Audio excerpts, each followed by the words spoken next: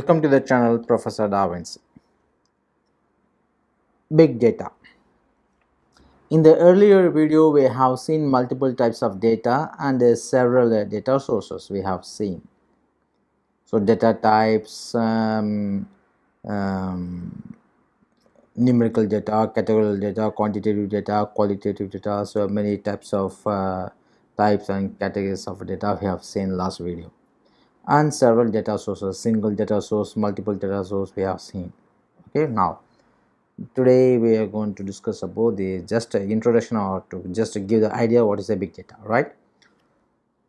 We have seen the raw data needs to be transformed and analyzed to make it useful. All those things we have seen, what is the use of data, all those things.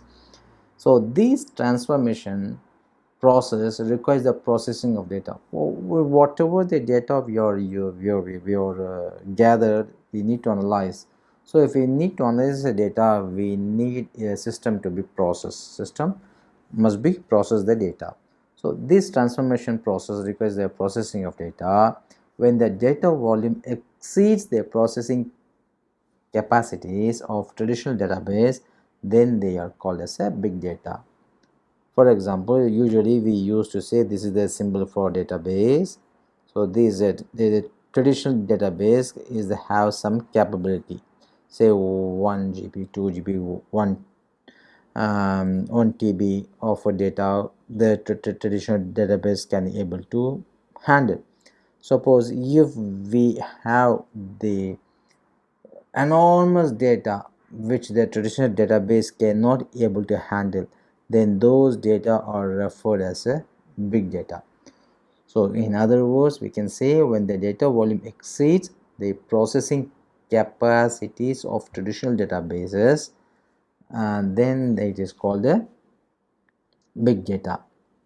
Think of the common social media platform. Millions of users are using the platforms and they're creating an enormous amount of data of content every minute.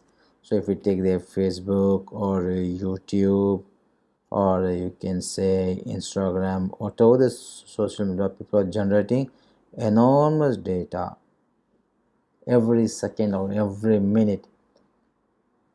Processing these vast amount of data requires a special skill and system, because these enormous data this traditional database cannot able to handle. So we need a specialized system to handle this enormous data. So the enormous amount of content every minute they are producing. So processing this vast amount of data requires a special skill and systems. Such a system capable of extracting statistical insights from a huge amount of data, which are called big data systems. So any system which is capable of handling the big data, then we can say the system is a big data system. Okay, so in this we need to have some key characteristics of the big data. First one, we need to know about volume. Second,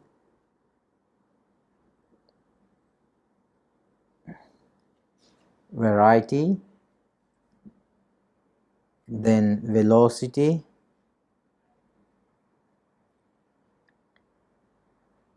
These three terms we need to understand that these key characteristics. First one is a volume.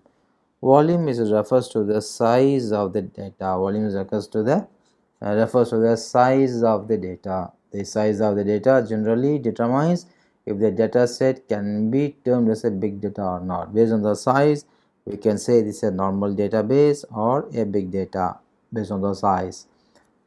Usually, data set greater than the terabytes or petabytes are called big data. If the size is more than the terabytes or petabytes, then the data set are said to be big data. Second, variety. Big data sets are generally collected from various and wide range of sources, including traditional databases, sensor data, etc. It could include images, pictures, audio, video, etc. As we see in our social media, we are posting and we are generating different kinds of heterogeneous types of data information, including pictures, audio, video, text, etc. So the variety of data is an essential characteristic of a database. So this is the variety of data is one of the essential characteristics of a big database, big data. Then velocity. Velocity is a general physics term, the rate at which the data is generated. Big data has generally created a rapid speed, resulting in the high volume very soon. For example, we can take the social media like retail shops, science experiments, sports, the race car equipped with several thousands of sensors, so it generates enormous data. Social media like Facebook, Instagram, all those things, healthcare system are all generating the enormous data. So this is the short hint, short introduction about the big data, and there's some key terms, triple V, you can say volume, variety, and velocity. Okay, so why we need these data? What is the purpose of the data? To answer the fundamental questions. To answer the fundamental questions, we can perform the big data. So what are the fundamental questions we can ask? The first question we can say, is this A or B? If this A or B, or this or that, like this is a binary classification, you can say. And the second question we can say, is this odd? And the third question you can say, how much or how many. And the fourth question, grouping, how to group, or can I group, say can I group the data. And the fifth question, what should I do? Okay, these are the fundamental questions we ask to the big data. So based on the question, these questions generally a machine or robot is programmed to do based on a trial and error. Machine takes some action.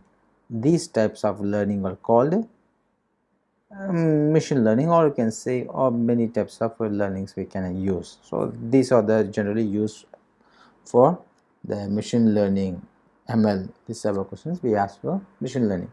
So there are many algorithms are available in the machine learning. Those are algorithms we will see in the later video. Now based on these questions, we can say that if it is A or B, that is, it is binary output. Okay, classification. So we can say this is a binary classification. Is it odd? You can say this may fit to the algorithm. I will erase this ML. This may fit to the algorithm anomaly detection.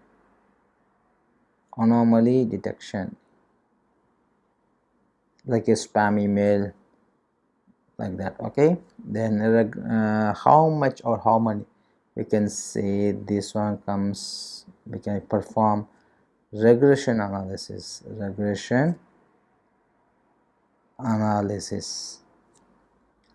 And can I group, say clustering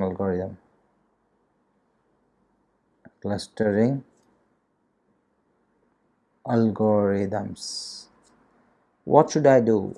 This may be referred in the reinforcement algorithm. So this was just a idea what question and what algorithm can be used. Okay, there are several questions we may ask to the data set or database or big data, and there are several algorithms also available. Okay, and then another important term we need to keep in mind, this term is univariate and multivariate data. So all data may fall in these two categories, univariate or multivariate.